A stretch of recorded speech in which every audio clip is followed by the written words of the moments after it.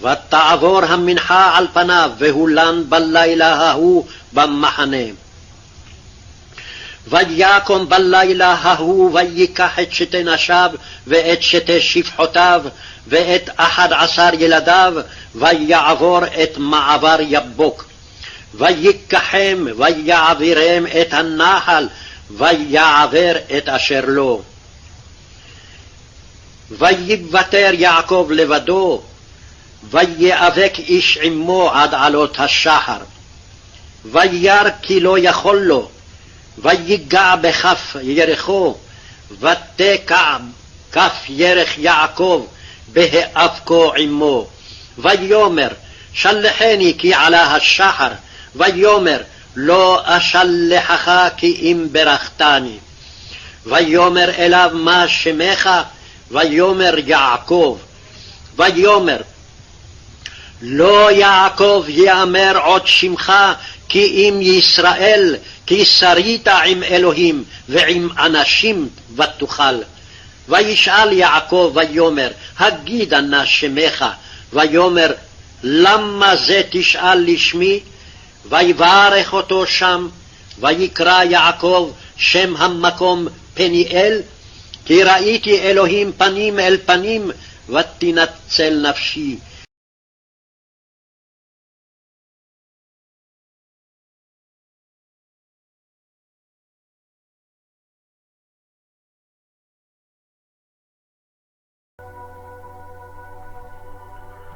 Jacó lutou com quem? A narrativa é intrigante. Em uma das passagens mais misteriosas do Tanar, a Bíblia hebraica, Yaakov luta até a alva com um homem, que lhe toca na coxa e o deixa manco. Yaakov insiste para que um homem lhe abençoasse e acaba tendo seu nome mudado para Israel. A identidade do homem misterioso nunca é dita de forma explícita, e muitos partem da premissa de que o texto diga que Yaakov teria lutado contra o próprio Eterno, ou contra um anjo. Essa conclusão, contudo, traz inúmeros problemas. Como seria possível um ser humano lutar contra o próprio Eterno, ou mesmo contra um ser celestial? Porque esse último estaria preocupado com o raiar do dia. Como pode uma bênção ser forçada por meio de uma luta corporal? Por que ele se recusaria a dizer o seu nome? Trata-se de uma passagem sobre a qual a maioria das pessoas evita pensar muito a respeito, porque as perguntas acima o tornam uma história estranha e confusa. No entanto, o problema esteja justamente na identificação do oponente de Yaakov. Uma vez resolvida essa questão, que é bem mais claro do que parece à primeira vista, as demais perguntas se dissipam facilmente.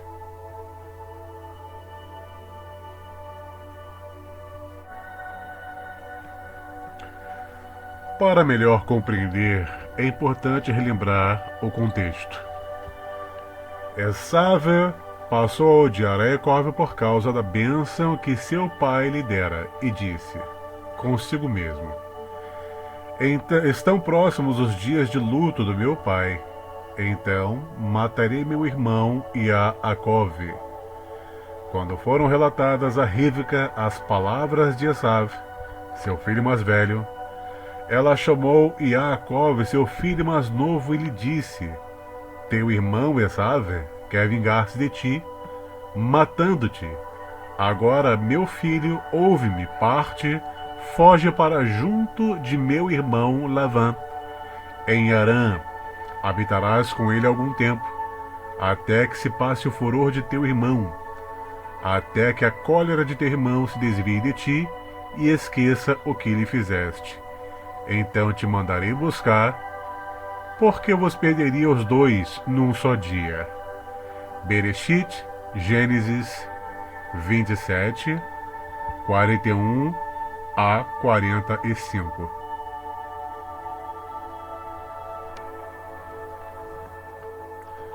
Uma das razões que leva alguns a pensar que Yaakov, Jacó, lutou com um anjo, está na passagem abaixo. Observe. Yaakov também seguiu seu caminho e mensageiros de Elohim, Malach, Elohim, vieram ao encontro dele. Quando Yaakov os avistou, disse: Este é o acampamento de Elohim, Mahaneh Elohim. Por isso deu àquele lugar o nome de Ha-Manaim. Bereshit, Gênesis 32, versículo 2 ao versículo 3. Essa passagem traz problemas graves de tradução. O primeiro é traduzir Malach como anjo. Na realidade, o termo Malach significa apenas mensageiro, e na maioria das vezes é usado para se referir a mensageiros humanos. Semelhantemente, há o problema do termo Mahané, traduzido equivocadamente como exército em várias traduções. Na realidade, o termo significa literalmente acampamento. É verdade que o termo acampamento frequentemente é usado como uma referência ao acampamento dos exércitos de um povo, porém, uma coisa não implica na outra. Observe. À tarde subiram codornizes e cobriram o acampamento, Ramahané. E pela manhã havia uma camada de orvalho ao redor do acampamento, La Mahané. Shemot, Êxodo 16, versículo 13. Seria lógico pensar que seres celestiais estariam supostamente acampados em determinado local, embora certamente do ponto de vista gramatical seria possível ler assim tal passagem. Porém, muito mais racional e adequado ao contexto é pensar que aquele fosse um acampamento de profetas ou pessoas que buscassem servir o Criador. Muito comum era que tais pessoas se retirassem ou peregrinassem para determinados locais. Vamos dar uma olhada no texto. Quando eles iam chegando ao outeiro, eis que um grupo de profetas lhe saiu ao encontro, e o sopro de Elohim se apoderou de Shaul, e ele profetizou no meio deles. Samuel, Aleph, e Samuel 10, versículo 10.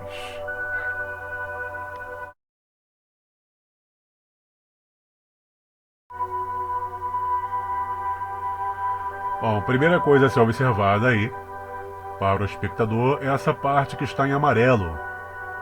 Vamos lá. Vaishlach Yaakov Malachim lefanav Elezav achiv artsa seise de Odom. Vaishtzav Odom lemorko tomerum ladonai lezav koramar avdecha Yaakov in levangarti vaichar adata. Vaehi lishor vachamor tson veved veshivcha vaeshlach lehagdi ladoni limtso chebenecha vayashuvu Hamalachim. Olha o Hamalachim aí, ó, mensageiro. El Yaakov lemor Banu El Achicha El Ezav Vegan Haloch Lichratcha Ve Arba Meot Ish Imo. Vamos lá dar uma olhada na tradução, mas antes eu peço que você observe esse Malachim ou Hamalachim, que significa nada mais, nada menos do que mensageiros.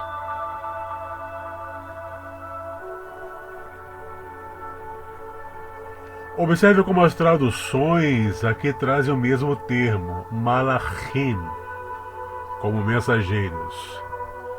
Isso demonstra como há uma maneira tendenciosa de fazer alusão a supostos seres celestiais na passagem anterior, quando na realidade a Torá jamais afirma tal coisa.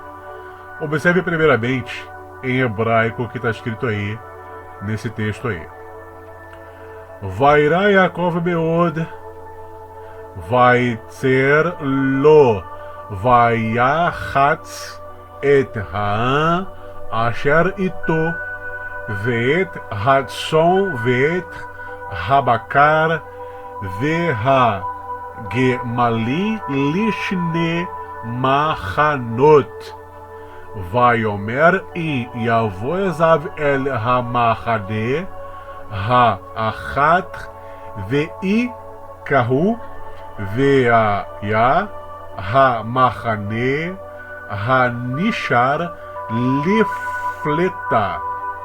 Vayomer Yaakov Elohe avi Avraham ve'Elohe avi Yitzchak Adonai haomer alai shuv lear tzecha ul bo lade techa vetiva imach ka tonti mikol ha-hasadim o mikol ha-emet asher azit et avdecha ki vemachli avarti et ha-yarden hazeviata hait lishne machanot ha tzileni na miad achi miad ezav ki yare anochi oto pen yavo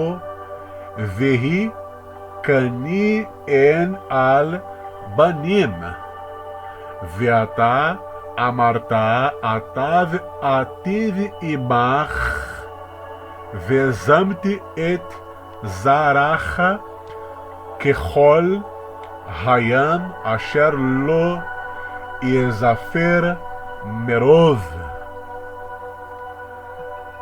Tradução: Yaakov teve grande medo e sentiu-se angustiado. Então dividiu em dois grupos os homens que estavam com ele, as ovelhas e os bois. Disse para consigo: se Esav se dirigir para um dos bandos e o atacar, o outro bando poderá se salvar. Disse Yaakov: Elohim de meu pai Abraham e Elohim de meu pai Yitzhak, Abraão e Isaac, Hashem, o nome divino, que me ordenaste, retorna à tua terra e à tua pátria, e te farei bem. Eu sou indigno de todos os favores e de todas as bondades que tiveste para com o teu servo. Essa parte aí, Katonte mikol ha-hasadim mikol ha-emet asher azita et avdecha. Eu não sou digno de todos os favores e de toda a bondade que tiveste para com teu servo. Eu não tinha senão o meu cajado para atravessar este Yarden, e agora posso afirmar dos bandos, formar dos bandos. Livra-me da mão de meu irmão Esav, pois tenho medo dele, para que não venha matar-nos. A mãe com os filhos, foste tu com efeito que disseste: eu te cumularei de favores e tornarei a tua descendência como a areia do mar, que se não pode contar, de tão numerosa. Está aí Bereshit, está na parte acima separada, lá na Bereshit Gênesis 32, versículo 8 ao versículo 13. Jacó temeu porque sabia ser indigno dos favores que o Eterno lhe havia feito. Olha só que coisa legal. Katonte mikol ha-hasadim mikol ha-emet asher azita et avdecha. Não sou digno de todos os favores e de toda a bondade que fizeste ao teu servo. Em outras palavras, ele sabia disso aí. Enganando tanto o seu pai quanto o seu próprio irmão. A luta de Yaakov. Naquela mesma noite, ele se levantou, tomou suas 2 mulheres, suas 2 servas, seus 11 filhos, e passou ao val de Jaboque. Ele os tomou e os fez passar a torrente, e fez passar também tudo o que possuía. E Yaakov ficou só, e um homem, em hebraico Ish, não fala de anjo, lutou com ele até o surgir da aurora. Está em Bereshit 32, versículo 23 a versículo 26. Observe que a Torá em momento algum diz que Jacó, lutou com algum tipo de criatura celestial ou com o próprio Eterno, se possível fosse. A Torá diz que Jacó, lutou com um homem, Ish, e nada mais. A identidade desse homem é revelada quando se observa os detalhes da narrativa. O primeiro detalhe é o de que o homem tinha interesse de atacar Jacó, sozinho. A narrativa dá a entender que ele estava na espreita e aguarda o momento em que Jacó, estava sozinho para atacá-lo.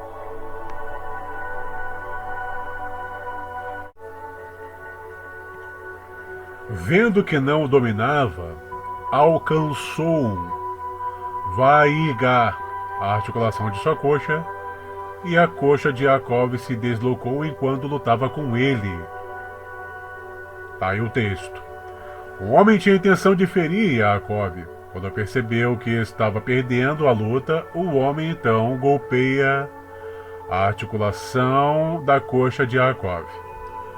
Algumas traduções trazem Vaigar como e tocou ao invés de alcançou. Com isso supõe que o ser fosse celestial, visto que com um mero toque foi capaz de ferir a Jacó. Aí fica a pergunta: ora, se ele era capaz de feri-lo simplesmente com um toque de sua mão, por que a Torá diria que ele não foi capaz de dominá-lo? Bom, isso eu posso trazer aqui algo interessante. Na realidade, o termo Vaigar poderia ser traduzido de diversas formas, inclusive ser afligido ou você afligir alguém. Pense agora na imagem. Se o homem estava dominado por Jacob, o mais provável que estivesse derrubado no chão e imobilizado, pelo menos parcialmente. Afinal, essa é a forma mais comum de se dominar alguém, visto que dominar uma pessoa de pé requer uma diferença descomunal de força. O homem caído e parcialmente imobilizado conseguiu estender a mão e, com ela, alcançar a juntura da coxa de Jacob, deslocando-a, e assim conseguindo se livrar do seu adversário? Esse sentido da palavra Vaigar. Aqui cabe uma reflexão. Por que um anjo ou o próprio Eterno aleijaria a Jacó, ainda mais como resposta de sua oração, pedindo livramento? Isso simplesmente não faz o menor sentido. Assim como não faz sentido supor que Jacó teria conseguido prevalecer contra um suposto ser celestial, ou mesmo, por absurdo, contra o próprio Criador do universo.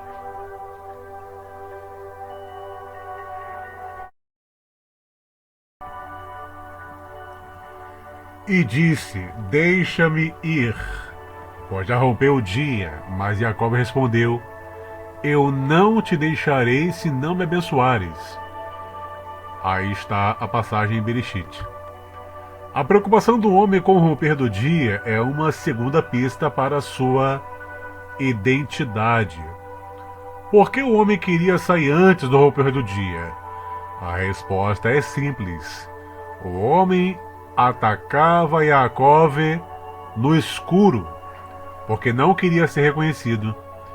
Que homem teria razões para atacar Yaakov sem querer ser reconhecido? E mais, que homem sabia onde Yaakov estaria naquele momento? Só há uma resposta para essas perguntas. Lembre-se, o leitor, das palavras de Esaú. Estão próximos os dias de luto de meu pai, então matarei meu irmão Yaakov. Nessa época, tanto seu pai Isaac, quanto sua mãe Rebeca, ainda estavam vivos.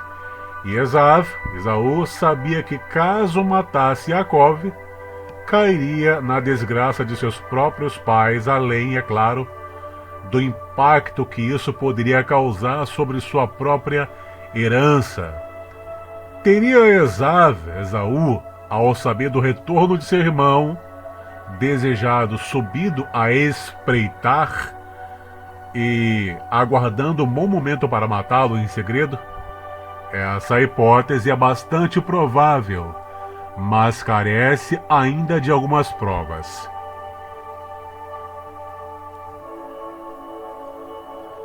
A mudança de nome. Ele lhe perguntou: qual é o teu nome? Jacob respondeu ele retornou: não te chamarás mais Yaakov, mas Israel, porque contendeste com Elohim e com os homens, e tu prevaleceste. Aí se encontra o texto. Muitos supõem que Jacó teria lutado contra o próprio Eterno, porque o homem que com ele lutou mudou seu nome. Porém, as escrituras estão repletas de exemplos de pessoas que mudaram o nome de outras, tanto em Israel quanto nas nações adjacentes. Exemplos: Faraó chamou a José, Seftna, Panea, e deu-lhe por mulher Asnat, filha de Potífera, sacerdote de On. Depois saiu Yosef por toda a terra do Egito. Aí se encontra o texto em Bereshit. Estes são os nomes dos homens que Moshe enviou a espiar a terra. Ora, a Oxéia, filho de Nun, Moshe chamou Yehoshua, está em Bamidbar 13. Pelo que naquele dia chamaram a Gidon e Yerubbaal, dizendo: Baal contenda contra ele, pois derrubou o seu altar. Shoftim, Juízes 6:32. Sendo assim, a questão da mudança do nome não pode em si estabelecer a ideia de que Jacó tenha lutado contra algum tipo de suposto ser celestial. A questão principal é: onde é que o nome de Jacó, já aparecera anteriormente associado a este episódio? A própria Torá dá resposta, que é exatamente a próxima pista da identidade do homem que lutou contra Jacó.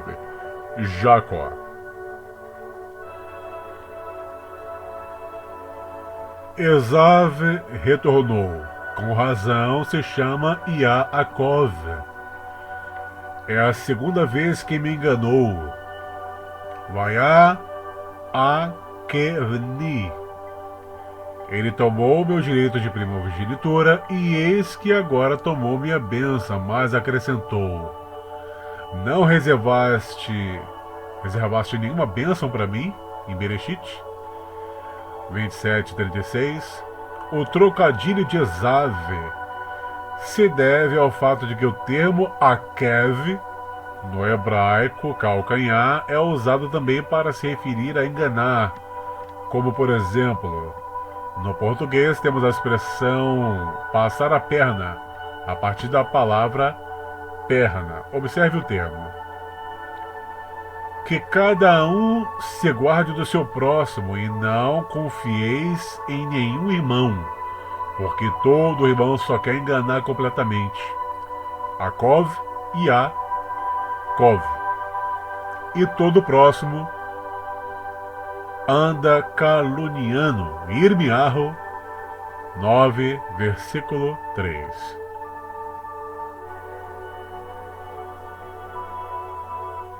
Esav precisava reconhecer que seu irmão já não era mais um trapaceiro enganador, mas sim alguém que tinha ido encará-lo de frente e que havia prevalecido.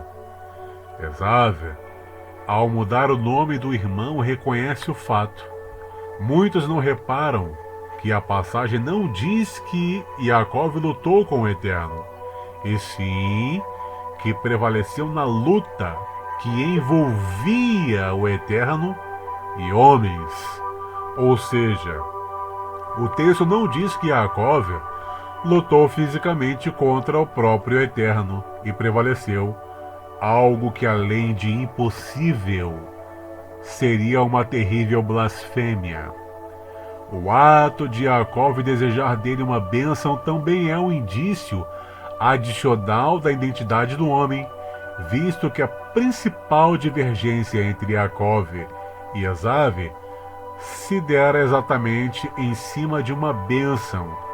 Ou seja, Esav abençoar Jacó era, na concepção de Jacó, uma maneira de legitimar a bênção que havia recebido do pai, diante do único que a questionava. Vale ressaltar, todavia, que a Torá relata tanto a frase do homem quanto o desejo de Jacó, como percepções pessoais de ambos. No fim das contas, quem define se uma bênção é válida ou não é o próprio Eterno.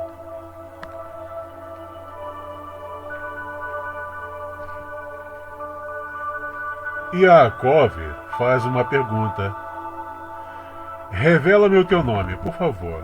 Mas ele respondeu: por que perguntas pelo meu nome? E ali mesmo o abençoou. Está em Bereshit 32, versículo 30. E Jacó pergunta o nome do homem que se recusa a dizê-lo. Compare isso com todas as vezes que o Eterno se manifestou a ele e diz claramente o seu nome. Reflita: será que faz sentido que o Eterno, mesmo um ser celestial, espreite até que esteja escuro, seja derrotado numa luta física com Jacó? Fique preocupado com o raiar do dia e ainda se recuse a revelar a sua identidade? Bom, para mim não faz diferença nenhuma. Eu acredito que qualquer um que seja honesto com o seu próprio intelecto. No entanto, todos esses elementos se encaixam perfeitamente com a ideia de que Esav fosse aquele que luta com o próprio Jacó em relação a face com o Eterno. A passagem que oferece uma das confirmações mais importantes e justamente uma das mais mal compreendidas. Se você observar na palavra hebraica, nas partes hebraicas, você vai entender um pouco melhor. E Jacó deu a este lugar o nome de Penuel, porque disse ele: eu vi a Elohim face a face, panim el panim, e a minha vida foi salva. Nascendo o sol, ele tinha passado Peniel e manquejava de uma coxa. Você observa isso lá em Bereshit, Gênesis 32, do versículo 31 ao versículo 32. Muita gente pensa que isso significa que Jacó viu o Eterno face a face, de uma maneira literal. Tal ideia seria descabida, uma vez que o Eterno não é um ser corpóreo para que tenha rosto. Na realidade, a expressão face a face, ou panim el panim, é uma expressão idiomática comumente utilizada em referência ao Eterno para indicar que alguém esteve na presença dele. Observe: Hashem falou convosco face a face, panim bepanim, no meio do fogo, sobre a montanha. Eu estava então entre Hashem e vós, para vos anunciar a palavra de Hashem, pois ficaste com medo do fogo e não subiste a montanha. Devarim, Deuteronômio 5, versículo 5 e versículo 4. A frase acima é dita por Moisés ao povo de Israel. Sabe-se, contudo, que o Eterno não apareceu face a face ao povo de Israel literalmente, mas sim que o povo pôde sentir de perto a presença do Eterno. Em alguns casos, estar face a face com o Eterno indica juízo, pois perante ele não podemos nos ocultar. Observe: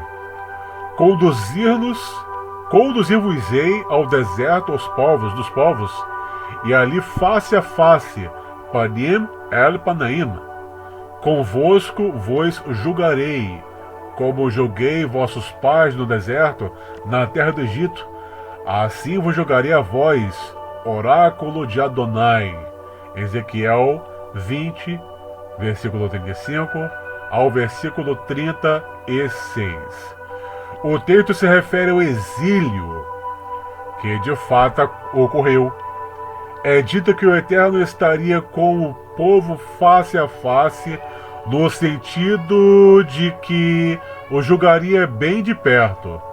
Semelhantemente, no caso de Jacob, ter visto o Eterno face a face significa que ele se sentiu julgado bem de perto pelo Eterno.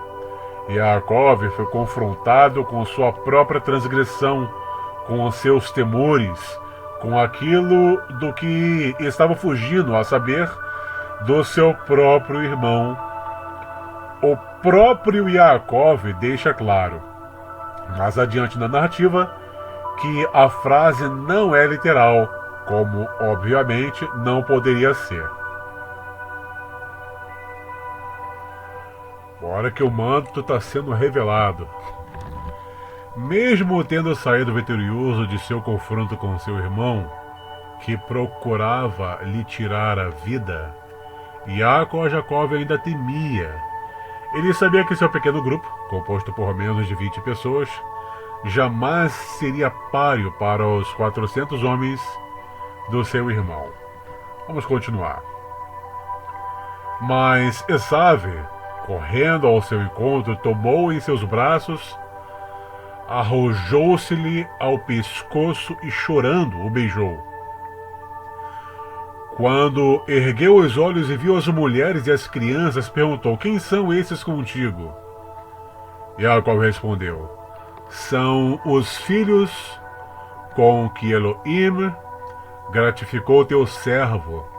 Aproximaram-se as servas, elas e seus filhos, e prostraram-se, aproximando-se também Léa com suas filhas, e se prostraram. Enfim, aproximou-se também Raquel e Yosef, e se prostraram. Bereshit 33, versículo 4 ao 7. O final foi feliz. Passada a raiva que tinha de seu irmão e o desejo de matá-lo, Esav caiu em si e cai no choro. Aquele era seu irmão amado. A reconciliação finalmente ocorre. A maioria das pessoas parte da premissa de que as lágrimas de Esav fossem de saudade, mas a Torá não diz a razão. Um dos motivos certamente foi o choro de arrependimento por ter desejado matar seu próprio irmão. Mas o mais interessante de tudo ainda está por vir. Aguarde um pouco. Poucas pessoas se dão conta de que a identidade do homem com quem Jacob lutou, é revelada logo em seguida. Observe o texto. Esav perguntou: que queres fazer de tudo esse grupo que encontrei? É para encontrar graça aos olhos de meu senhor? Respondeu ele. Esav retornou: eu tenho o suficiente, meu irmão. Guarda o que é teu Mas Yaakov disse: não, eu te peço, se eu encontrei graça aos seus olhos, recebe o presente da minha mão, pois eu vi a tua face. Olha aí, eu vi a tua face. Panecha, olha aí, lutou face a face aí, ó. Jacó reconhecendo que viu a face do irmão dele como se vê a face de Elohim. Eu vi a tua face, panecha, como quem vê a face de Elohim. Pané, Elohim, e tu me recebeste. Bereshit 33, versículo 11. Compara que coisa interessante. Eu vi a face e a minha vida foi salva, pois vi tua face como quem vê a face de Elohim. Engraçado, não é verdade? No judaísmo místico, ou melhor dizendo, no judaísmo ultra-ortodoxo, lá se ensina que o homem com quem Jacó lutou, na verdade, era o anjo da guarda de Esaú. No cristianismo já se ensina que foi o próprio Deus por falta de conhecimento da tradução literária e racionalista. Falta de conhecimento também do hebraico. Mas aqui, diante de uma crítica textual, você percebe que Jacó lutou nada mais, nada menos do que contra o seu próprio irmão. Espero ter ajudado a todos. Shalom.